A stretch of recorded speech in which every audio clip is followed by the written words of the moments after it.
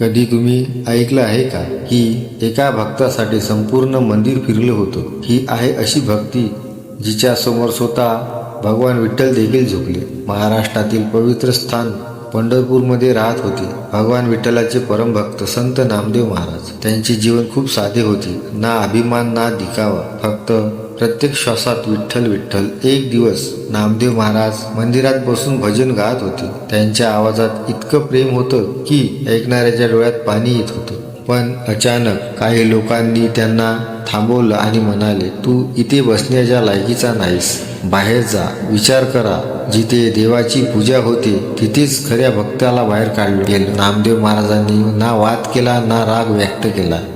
ते शांतपणे मंदिराच्या मागे जाऊन बसले आणि तिथूनच भजन सुरू केले. आता त्यांच्या आवाजात वेदना होती, पण त्याहून जास्त होती खरी भक्ती. विठ्ठल विठ्ठल. त्यांची हाक थेट भगवंतापर्यंत पोचत होती. आणि मग काहीतरी अदृश्य घडलं. पूर्ण मंदिर हळूहळू फिरू लागले आणि मग भगवान विठ्ठलाचा मुख नामदेवाकडे वळत गेले.